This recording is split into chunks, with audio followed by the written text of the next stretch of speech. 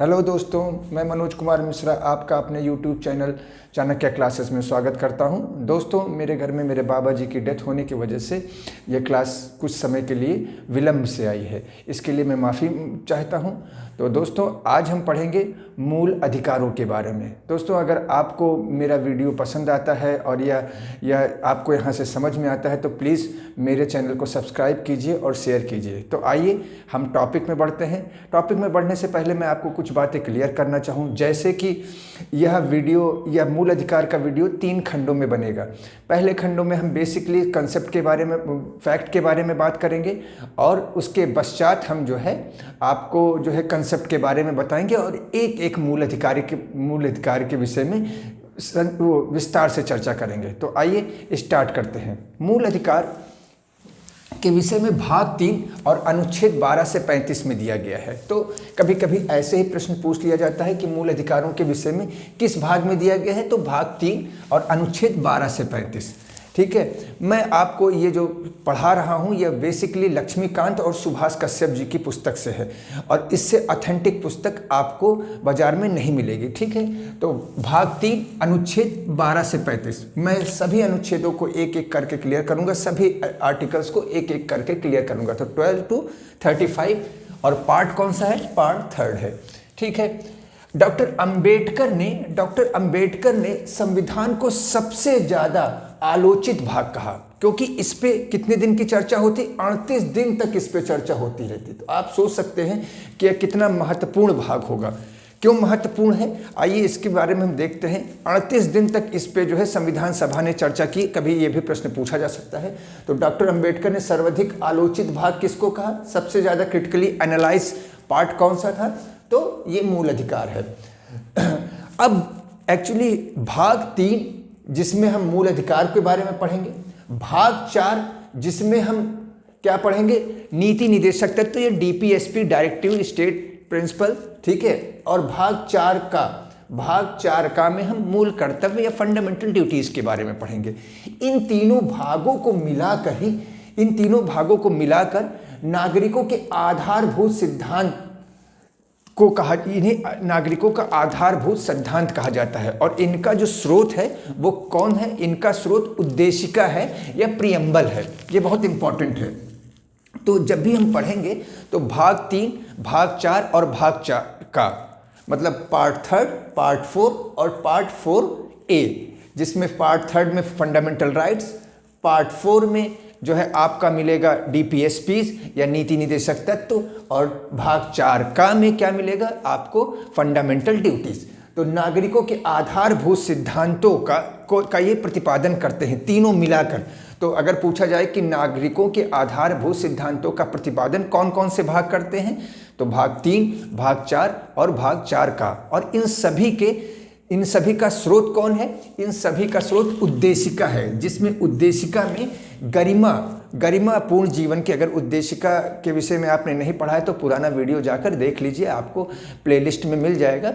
तो उद्देशिका में गरिमापूर्ण जीवन के विषय में बात होती है। और गरिमापूर्ण जीवन तब तक नहीं हो सकता है जब तक हमें क्या हो? हमें अधिकारों की प्राप्ति न हो। जब तक आपके पास अधिकार नहीं हो तब तक तो आप गुलाम रहेंगे। तो आप कैसे गरिमापूर्ण जीवन जी सकते हैं? तो देखिए, इसे भारत का मैग्ना कार्टा भी कहा जाता है। मैग्ना कार्टा को हिंदी में कहते हैं अधिकार पत्र। तो इसे भारत का क्या कहा जाता है? अधिकार पत्र कहा जाता है। और मूलभूत जो अधिकार हैं या फंडामेंटल राइट्स हैं वो किससे प्रेरित हैं? तो वो अमेरिकी संविधान से प्रेरित है। इंपॉर्टेंट है, यह क्वेश्चन कई बार पूछा जाता है, किससे प्रेरित है? अमेरिकी संविधान के मूल अधिकार वाले खंड से प्रेरित है। और पूछा जाता है क्यों इन्हें मूलभूत अधिकार कहा जाता है? मूलभूत अधिकार इन्हें इस वजह से कहा जाता है क्योंकि इनकी गारंटी संविधान में दी गई है। और इनका संरक्षण कौन करता है? इनका संरक्षण सुप्रीम कोर्ट या उच्चतम न्यायालय करता है। ध्यान दीजिएगा, इनके विषय में कहाँ दी गई है? इनके विषय में मूलभूत अधिकारों के बारे में संविधान में क्या दिया गया है, गारंटी दी गई है, और इसका संरक्षण और इसका गार्जियन कौन है, यह अधिकतर प्रश्न पूछा जाता है। तो उच्चतम न्यायालय है। तो मूलभूत अधिकारों का अगर हनन होता है तो हम सीधे क्या कर सकते हैं, उच्चतम न्यायालय जा सकते हैं। अन्य केसों में ऐसा नहीं हो सकता है कि अगर मान लीजिए कोई आपकी प्रॉपर्टी में कुछ कर देता है या कुछ, तो आप सीधे उच्चतम न्यायालय नहीं जा सकते हैं। यहाँ आप सीधे उच्चतम न्यायालय जा सकते हैं।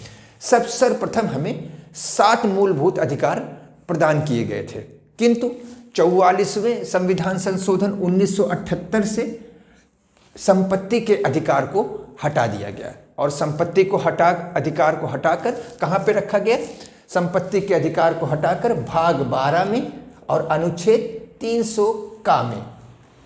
अब इसे फंडामेंटल राइट से क्या बना दिया गया, एक लीगल राइट बना दिया गया, एक कैसा, एक कानूनी अधिकार बना दिया गया। ठीक है, तो अगर पूछा जाएगा तो जब संविधान का निर्माण हुआ था तो हमारे पास कितने फंडामेंटल राइट्स थे, 7 थे। अब कितने हैं, 6 है। और जो 6वां मूल अधिकार था संपत्ति का अधिकार, उसे हटा दिया गया है, और उसे किस संविधान संशोधन के तहत हटाया गया, तो 44वें संविधान संशोधन के तहत हटाया गया। 1978 में आया था वो संविधान संशोधन, और अब वह अधिकार कहाँ गया है, तो अब वह अधिकार एक कानूनी अधिकार है, और अब वह 300 का और भाग 12 में हमें देखने को मिलता है। अब जितने मूलभूत अधिकार हैं उनके बारे में पढ़ लेते हैं। तो अब हमारे पास 6 मूलभूत अधिकार हैं, जैसा कि अभी हमने देखा। पहला मूलभूत अधिकार है, क्या है, समानता का अधिकार या समता का अधिकार, कि सबकी इक्वलिटी, राइट ऑफ इक्वलिटी, कि सबको बराबरी का अधिकार मिलेगा। अभी हम अनुच्छेदों के विषय में चर्चा नहीं करेंगे, अनुच्छेदों के विषय में नहीं, केवल अनुच्छेदों के नंबर के बारे में जानेंगे। तो समता का अधिकार या इक्वलिटी की राइट्स हमें कहाँ मिलती है, अनुच्छेद 14 से लेकर अनुच्छेद 18 तक, मतलब अनुच्छेद 14 से अनुच्छेद 18 तक हमें क्या मिलता है, राइट ऑफ इक्वलिटी। हमें किसका, बराबरी का अधिकार, कि देश में सभी नागरिक बराबर हैं। तो इसमें अनुच्छेद 14 से 18 तक की बात होगी। फिर स्वतंत्रता का अधिकार के विषय में कब से मिलता है, स्वतंत्रता के अधिकार में 19 से 22 अनुच्छेद 19 से लेकर 22 तक हमें स्वतंत्रता का, कि हम कहीं पे भी जा सकते हैं, हम कहीं पे भी कुछ भी बोल सकते हैं, जब तक दूसरे की भावनाएं ठेस न पहुँचे तब तक हम कहीं भी जा सकते हैं, कहीं भी बोल सकते हैं। और फिर तीसरा जो हमारा अधिकार है वो कैसा अधिकार है, उसे कहते हैं शोषण के विरुद्ध अधिकार, राइट अगेंस्ट एक्सप्लॉयटेशन। हमारा कोई शोषण नहीं कर सकता है, और इसके संदर्भ में कौन से अनुच्छेद में कहा गया है, अनुच्छेद 23 और 24 में हमें शोषण के विरुद्ध, कि हमारा कोई शोषण नहीं कर सकता है, हमें कोई बंधुआ मजदूर नहीं बना सकता है इस तरीके के, या हमसे कोई ज़बरदस्ती काम नहीं करा सकता है, या कोई व्यापार नहीं कर सकता है, मानव व्यापार नहीं कर सकता है। तो उसके विषय में अनुच्छेद 23 से लेकर अनुच्छेद 24 में इनके विषय में चर्चा की गई है। अब चौथा जो हमारा संवैधानिक अधिकार है वह क्या है, धर्म की स्वतंत्रता का अधिकार, फ्रीडम ऑफ रिलीजन। हम रिलीजन को मानने की हमें स्वतंत्रता होगी, और यह कब से, 25 से 28 में जो अनुच्छेद हैं उनके में हमें धर्म को आबाद रूप से हम अपने धर्म को मान सकते हैं, हम प्रैक्टिसेस कर सकते हैं, हम धर्म का प्रचार कर सकते हैं, हम धर्म को प्रोपेगेट कर सकते हैं, हम धर्म को बढ़ावा दे सकते हैं, और धर्म के विषय में जो भी हमें काम करना है वो हम कर सकते हैं। किंतु हम जबरन एक धर्म के व्यक्ति को दूसरे धर्म में कन्वर्ट नहीं कर सकते हैं। ठीक है, तो धर्म की आप प्रचार तो कर सकते हैं, किंतु एक व्यक्ति को दूसरे व्यक्ति से धर्म में कन्वर्ट नहीं किया जा सकता है ज़बरदस्ती। तो धर्म की स्वतंत्रता का अधिकार अनुच्छेद 25 से 28 तक। ठीक है, अब 5वां अधिकार है संस्कृति एवं शिक्षा संबंधी अधिकार। मुख्यतः यह अल्पसंख्यकों का जुड़ा हुआ अधिकार है। अल्पसंख्यकों को हमारे समाज में, हमारे संविधान में बहुत से अधिकार दिए गए हैं। क्यों अधिकार दिए गए हैं, क्योंकि यह माना जाता है कि बहुसंख्यक अपना अधिकार क्या है, सजोने में सक्षम है, किंतु अल्पसंख्यक जो कि मात्रा में कम होते हैं वह अपना अधिकार नहीं सजो सकते हैं। आप ही सोचिए कि घर में 4 लोग हैं, एक तरीके की सोच रखते हैं, तो क्या वह अपने अधिकार को नहीं संभाल सकते हैं, किंतु जो एक है, तो संविधान अल्पसंख्यकों की भी हितों की रक्षा करता है, क्योंकि हमारा देश आपको पता है पंथ निरपेक्ष है। तो सभी अल्पसंख्यक मतलब धार्मिक अल्पसंख्यक और जातीय अल्पसंख्यक उन सभी की संस्कृति, उनकी जो भी संस्कृति है, उनकी जो भी पद्धति है, उनकी शिक्षा है, उनकी विशेष शिक्षा है, उसके विरुद्ध उसके लिए उनको अधिकार देती है। और इसके संबंध में अनुच्छेद 29 से लेकर 30 में चर्चा की गई है। उसके बाद संवैधानिक उपचारों के अधिकार की बात होती है। संवैधानिक उपचारों का अधिकार, ये बहुत इंपॉर्टेंट है। इस संवैधानिक उपचारों के अधिकार को डॉक्टर भीमराव अंबेडकर ने क्या कहा था? संविधान की आत्मा, बहुत इंपॉर्टेंट है। संवैधानिक उपचार, कॉन्स्टिट्यूशनल रेमेडीज को इसके विषय में अनुच्छेद 32 में कहा गया है। और इसे डॉक्टर अंबेडकर ने क्या कहा? संविधान की आत्मा कहा। तो एक बार हम फिर से इन 6 जो है अधिकारों को क्या करते हैं? दोहरा लेते हैं। तो एक एक करके दोहराते हैं। पहला क्या है? समता का अधिकार, मतलब इक्वल, हम सब लोग इक्वल हैं, सभी को इक्वल अधिकार प्राप्त हैं। तो right of equal, right to equality कितना? 14 से 18 तक में हम क्या करेंगे? समानता की बात करेंगे। फिर स्वतंत्रता का, फिर फ्रीडम की बात करेंगे। कहाँ से? अनुच्छेद 19 से लेकर 22 तक हम किसकी बात करेंगे? स्वतंत्रता के बारे में बात करेंगे। फिर किसकी बात करेंगे? शोषण के विरुद्ध अधिकार के विषय में कहाँ बात करेंगे? अनुच्छेद 23 से 24, एक्सप्लॉयटेशन, मतलब हमारा शोषण कोई ना करे, एक्सप्लॉयटेशन। फिर धर्म की स्वतंत्रता का अधिकार, मतलब कि हम अपने धर्म को, अपने, अगर हम हिंदू हैं, अगर हम मुस्लिम हैं, या अगर हम सिख हैं और हम ईसाई हैं, तो हम अपनी प्रैक्टिसेस आबाद रूप से कर सकें, उसके विषय में कहाँ तक कहा गया है? 25 से 28। आपको यह रटा होना चाहिए। और फिर संस्कृति एवं शिक्षा संबंधी अधिकारों को अनुच्छेद 29 से 30 में कहा गया है। और संवैधानिक उपचारों का अधिकार अनुच्छेद 32 में कॉन्स्टिट्यूशनल रेमेडीज, जिसको कि जो है डॉक्टर भीमराव अंबेडकर ने आत्मा कहा। किसका? संविधान की आत्मा किसे कहा गया था? अनुच्छेद 32, कॉन्स्टिट्यूशनल रेमेडीज या संवैधानिक उपचारों का अधिकार। तो यह इंपॉर्टेंट है, आप इसको याद रखिएगा। अब आइए हम कुछ मूलभूत अधिकारों की विशेषता के विषय में देख लेते हैं। देखिए, मूलभूत जो संविधान की मूलभूत अधिकार हैं वह वाद्य योग है। टर्मिनोलॉजी बहुत इंपॉर्टेंट है कॉन्स्टिट्यूशन पढ़ने के लिए। अगर आप संविधान पढ़ते हैं तो आपको जो टर्म्स आते हैं, जो शब्द आते हैं, उन्हें उनका अर्थ पता होना चाहिए। वाद्य योग है, मतलब आप इनके उल्लंघन में कहाँ जा सकते हैं? कोर्ट जा सकते हैं, न्यायालय जा सकते हैं। तो जो संवैधानिक अधिकार हैं या मूलभूत अधिकार हैं वो कैसे हैं? वाद्य योग हैं। फिर कुछ हमारे जो अधिकार हैं वह नागरिकों और विदेशियों दोनों को मिला है। यह बहुत इंपॉर्टेंट है, कई बार पूछा जाता है।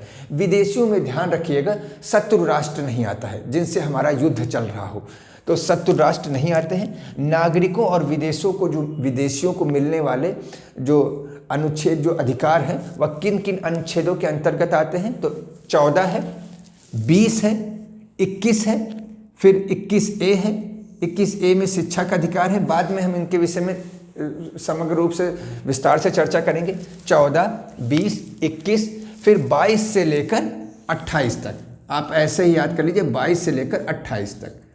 तो बस 14, 20, 21, फिर 14 से लेकर, फिर आप समझिए 20 से लेकर 28 तक। 20 से लेकर 28 तक आपका क्या होगा? नागरिकों को बस 14 क्या है? 14 जिसमें हम विधि के समक्ष समानता की बात करते हैं कि कानून के समक्ष सभी समान हैं तो विदेशी भी समान होंगे। 14 और 20 से लेकर 28 तक जितने भी अधिकार हैं वो नागरिकों और विदेशियों को मिला है। किंतु कुछ अधिकार हैं जो केवल और केवल नागरिकों को मिला है। वह कौन कौन से अधिकार हैं? वह 15 है, 16 है, 19 है, 29 है और 30 है। 15, 16, 19, 29, 30। तो जो ये अधिकार है कौन? 15, 16, 19, 29, 30। ठीक है। 15 है जिसमें अवसर की समानता है। 16 है जिसमें 15 है जो लिंग के आधार पर और जाति के आधार पर भेदभाव की बात करता है। 16 है अवसर की समानता है। 19 है आपको वाक की या बोलने की आज़ादी। इसके विषय में हम विस्तार से चर्चा करेंगे। तो केवल नागरिकों को अभी आप केवल रट लीजिए ताकि आपको क्या हो जाएगा, आपका कंसेप्ट मैं आगे चलकर क्लियर करा दूंगा। अभी फैक्ट आएंगे।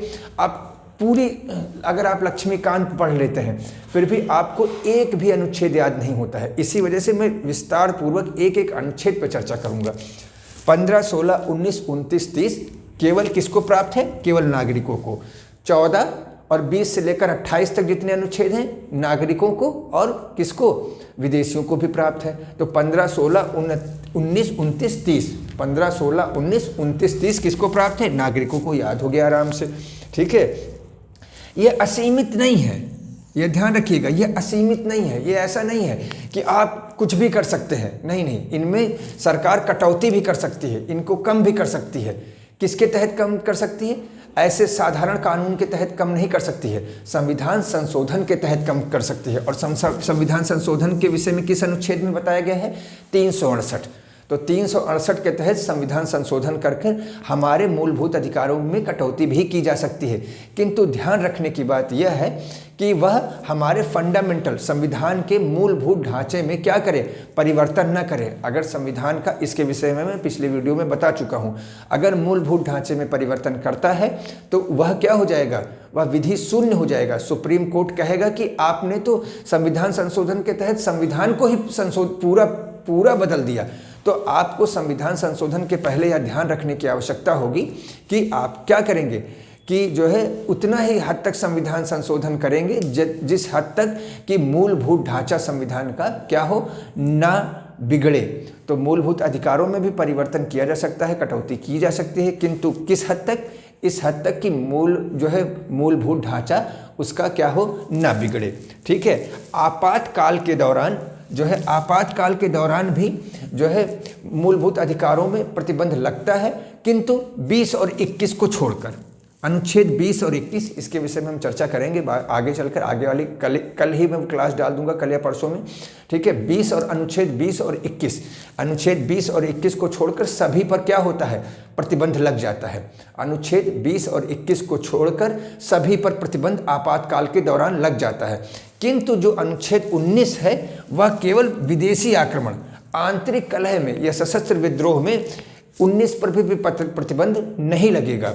तो 19 पर प्रतिबंध लगने के लिए विदेशी आक्रमण का होना आवश्यक है। दोस्तों, उम्मीद करता हूं कि ये क्लास आपको समझ में आएगी और इससे सारे फैक्ट्स आपके फंस जाएंगे। इसके बाद हम कंसेप्ट की बात करेंगे कि कुछ अलग किस्म के क्वेश्चन आते हैं तो आप आसानी से उसको कैसे कर सकते हैं। तो अगर आपको ये क्लास पसंद आई हो तो प्लीज़ इसे लाइक कीजिए, सब्सक्राइब कीजिए और चैनल को ज़्यादा से ज़्यादा शेयर करके मुझे सपोर्ट कीजिए। Thank you.